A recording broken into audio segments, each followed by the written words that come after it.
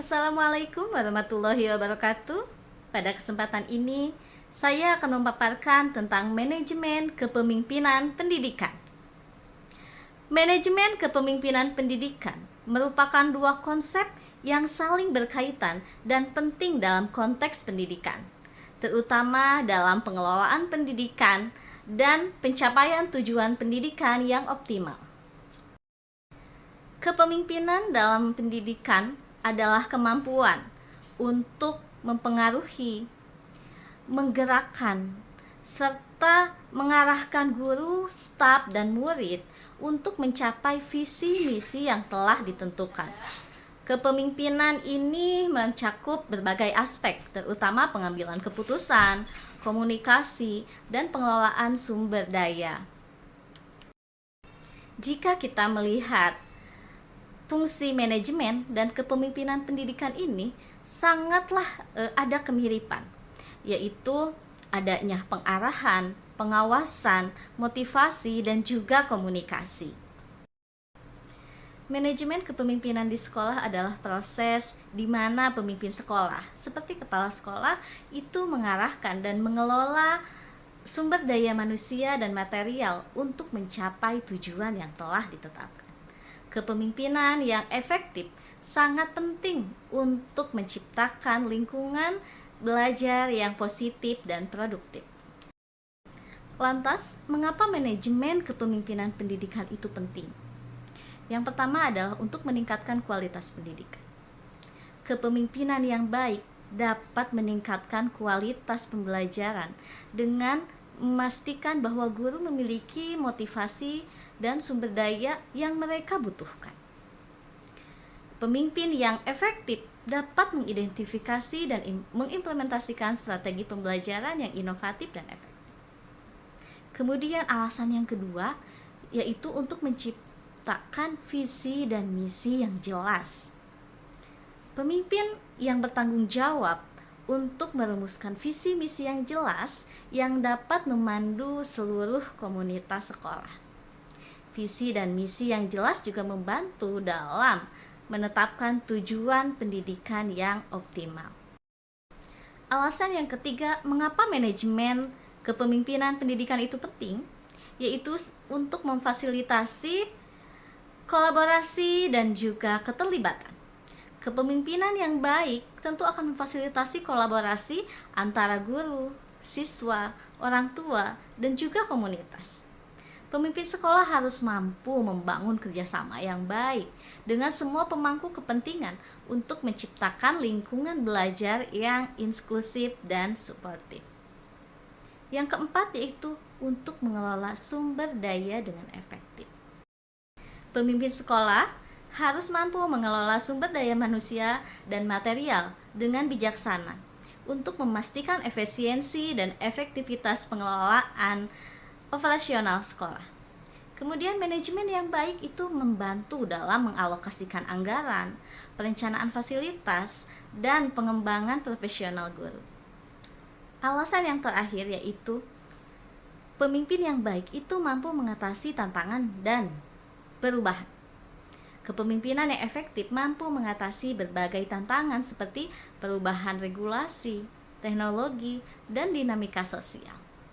Kepemimpinan sekolah harus fleksibel dan adaptif dalam menghadapi perubahan untuk memastikan berkelanjutan dan kemajuan sekolah. Kemudian, siapa saja sih yang berperan dalam kepemimpinan pendidikan ini?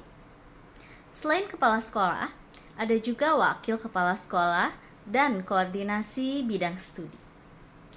Kepala sekolah memiliki peran yang sangat penting dalam mengelola kepemimpinan sekolah untuk mencapai tujuan pendidikan yang telah ditetapkan.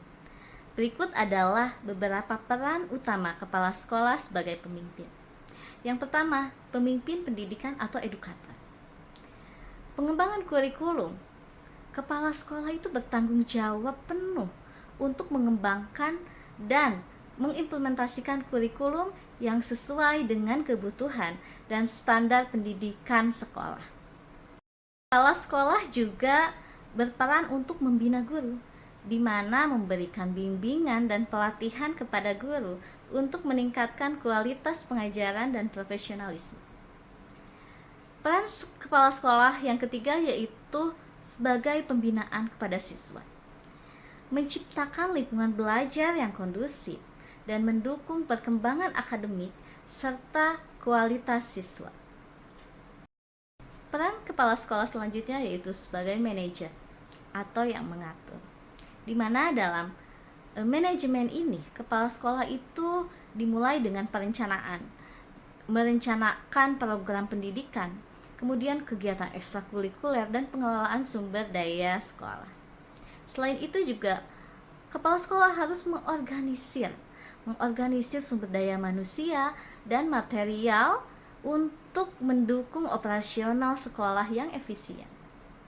Setelah perencanaan dan perorganisasian, kepala sekolah juga harus mengawasi sebagai pengawas, di mana mengawasi pelaksanaan program kegiatan sekolah untuk memastikan semua berjalan dengan seksama atau sesuai rencana. Fungsi atau peran kepala sekolah selanjutnya yaitu sebagai administrator. Sebagai administrator di sini, kepala sekolah harus mengelola administrasi sekolah, termasuk pengelolaan fasilitas dan dokumentasi serta pengelolaan anggaran. Kemudian kepala sekolah harus mengevaluasi kinerja, melakukan evaluasi kinerja guru dan staf untuk memastikan kualitas pendidikan yang tinggi.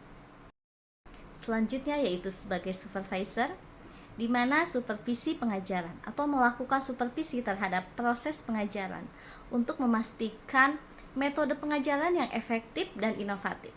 Kemudian memberikan bimbingan dan konseling, memberikan bimbingan kepada guru dan siswa untuk mengatasi masalah yang dihadapi dalam proses pembelajaran. Sebagai inovator, kepemimpinan pendidikan harus mengembangkan inovasinya, mendorong dan mengimplementasikan inovasi dalam metode pengajaran dan manajemen sekolah. Kemudian adaptasi teknologi. Kepemimpinan dalam sekolah haruslah mengintegrasikan teknologi dalam proses pembelajaran untuk meningkatkan efektivitas dan efisiensi. Kepala sekolah sebagai motivator. Kepala sekolah haruslah meningkatkan semangat dan motivasi guru serta siswa untuk mencapai prestasi yang lebih tinggi. Kemudian kepala sekolah juga harus membangun budaya sekolah yang positif untuk mendukung proses pembelajaran. Kemudian peran kepala sekolah yang selanjutnya yaitu sebagai komunikator, di mana dalam menjalin komunikasi yang efektif dengan guru, siswa, orang tua, dan juga komunitas. Kemudian harus berkolaborasi dengan pemangku kepentingan. Maksudnya di sini adalah bekerja sama dengan berbagai pihak untuk mendukung program dan kegiatan sekolah. Lantas apa saja sih peran wakil kepala sekolah? Wakil kepala sekolah ini memiliki peran penting dalam mendukung program-program kepala sekolah dan juga memastikan operasional sekolah berjalan dengan lancar. Berikut adalah beberapa peran utama wakil kepala sekolah sebagai pemimpin pendidikan. Yang pertama yaitu mendukung kepala sekolah. Wakil kepala sekolah bertindak sebagai pengganti kepala sekolah saat kepala sedang tidak ada di sekolah. Bekerja sama dengan kepala sekolah dalam menyusun perencanaan, membuat program kegiatan, dan melaksanakan program-program sekolah. Kemudian peran wakil kepala sekolah yang kedua yaitu sebagai manajemen administratif, di mana mengelola administrasi sekolah termasuk keuangan, kemudian pengadaan barang, dan juga fasilitas serta dokumentasi. Selain itu juga, wakil kepala sekolah mengawasi pelaksanaan kurikulum dan kegiatan pembelajaran untuk memastikan semuanya berjalan sesuai rencana. Perannya yang ketiga yaitu sebagai pengembang kurikulum, membantu dalam penyusunan dan penyesuaian kurikulum agar sesuai dengan standar pendidikan dan kebutuhan siswa adalah merupakan peran wakil kepala sekolah. Selain itu juga mengevaluasi kurikulum, yaitu mengevaluasi dan mengidentifikasi pelaksanaan kurikulum untuk memberikan masukan kepada guru dalam mengembangkan metode pembelajaran yang efektif. Selanjutnya yaitu sebagai pengawasan dan evaluasi. Melakukan supervisi terhadap proses pengajaran untuk memastikan metode pengajaran yang efektif dan inovatif. Membantu kepala sekolah dalam proses seleksi dan penilaian kinerja guru dan tenaga kependidikan lainnya. Kemudian perannya yang berikutnya yaitu sebagai pendukung profesional. Pelatihan dan pengembangan di mana wakil kepala sekolah ini mengkoordinasikan pelatihan dan pengembangan profesional bagi guru dan staf untuk meningkatkan kualitas pendidikan. Kemudian memberikan bimbingan kepada guru serta murid agar mampu mengatasi masalah yang dihadapi dalam proses pembelajaran. Peran berikutnya yaitu sebagai koordinasi kegiatan ekstrakurikuler. Mengkoordinasikan kegiatan ekstrakurikuler dan mendukung pengembangan bakat dan minat siswa. Kemudian mengawasi pelaksanaan kegiatan ekstrakurikuler untuk memastikan bahwa kegiatan berjalan sesuai rencana.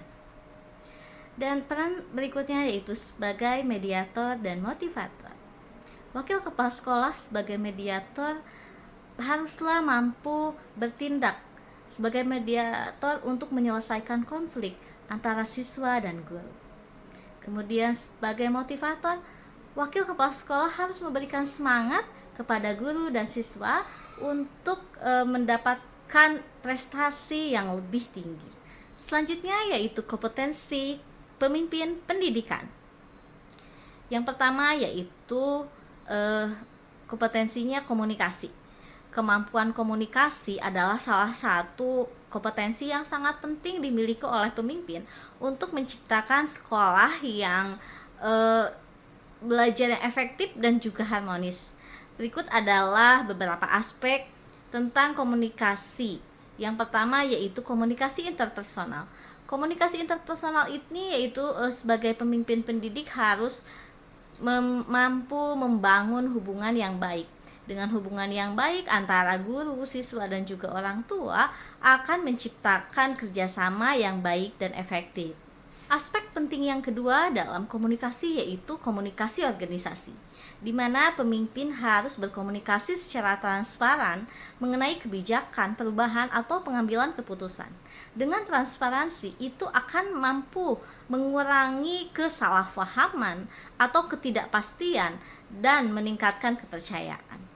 Kemudian selanjutnya berkoordinasi itu sebagai kegiatan dan program sekolah melalui komunikasi yang efektif untuk memastikan semua pihak terlibat dan memahami peran mereka. Selanjutnya yaitu komunikasi publik, presentasi atau public speaking, kemampuan untuk berbicara di depan umum untuk menyampaikan informasi dengan jelas dan meyakinkan adalah suatu kemampuan pemimpin pendidikan yang sangat penting, di mana hal ini termasuk untuk menyampaikan visi misi sekolah kepada komunitas. Kemudian menggunakan alat komunikasi atau media sosial dan alat komunikasi digital untuk berinteraksi dan dengan komunitas sekolah dan menyebarkan informasi juga sangat penting dimiliki oleh pemimpin pendidikan. Komunikasi konflik. Pemimpin pendidikan harus memiliki kemampuan untuk menangani dan menyelesaikan konflik yang muncul di lingkungan sekolah. Ini termasuk kemampuan untuk mendengarkan semua pihak yang terlibat dan mencari solusi yang adil.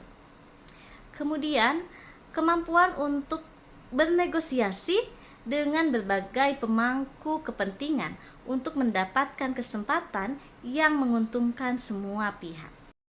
Komunikasi motivasi. Menggunakan komunikasi untuk memotivasi guru dan siswa untuk mencapai potensi maksimal mereka. Ini termasuk memberikan pujian, umpan balik yang konstruktif. Kemudian mendorong pengembangan profesional melalui komunikasi yang mendukung dan membimbing. Selanjutnya yaitu kompetensi manajerial, di mana kemampuan manajerial pemimpin pendidikan sangatlah penting untuk menciptakan lingkungan belajar yang efektif dan efisien, serta kemampuan mengambil keputusan. Pemimpin pendidikan harus memiliki kemampuan untuk membuat keputusan yang tepat dan bijak demi kemajuan institusi dan kesejahteraan siswa. Gaya kepemimpinan. Gaya kepemimpinan ini ada kepemimpinan yang transformasional, di mana gaya kepemimpinan ini yang berfokus pada perubahan positif dalam organisasi melalui inspirasi dan motivasi. Kemudian ada gaya kepemimpinan yang transaksional, di mana gaya kepemimpinan ini fokus pada proses pertukaran antara pemimpin dan pengikutnya. Dan selanjutnya ada gaya kepemimpinan situasional, pendekatan yang menyesuaikan gaya kepemimpinan dengan kebutuhan dan tingkat kesiapan pengikut anggota dalam situasi tertentu. Adapun model kepemimpinan dalam pendidikan, yaitu yang pertama adalah model kepemimpinan instruksional, kemudian model kepemimpinan distribusi, dan juga model kepemimpinan moral. Selain itu, terdapat juga tantangan dalam memimpin atau memanajerial yang efektif, diantaranya yaitu pengembangan profesional, kemudian konflik dan resolusi, di mana tantangan dalam mengelola atau menyelesaikan konflik dengan anggota tim lainnya. Kemudian ada juga tantangannya yaitu manajemen perubahan. Tentunya tantangan ini kita harus beradaptasi dengan situasi yang terus berubah. Dari pemaparan tadi dapat kita ambil kesimpulan bahwa manajemen dan kepemimpinan pendidikan adalah dua aspek yang tidak dapat dipisahkan dalam konteks pendidikan. Dengan penerapan strategi yang tepat, institusi pendidikan dapat mencapai tujuan akademik dan non-akademiknya secara efektif, meningkatkan kualitas pendidikan dan memotivasi serta meningkatkan kinerja guru adalah hal yang harus dilakukan oleh seorang manajer atau pemimpin pendidikan. Oleh karena itu, penting bagi para pemimpin pendidikan untuk dapat mengembangkan kemampuan mereka dalam memanajemen dan memimpin untuk menciptakan lingkungan pendidikan yang optimal. Sekian dari saya, terima kasih. Wassalamualaikum warahmatullahi wabarakatuh.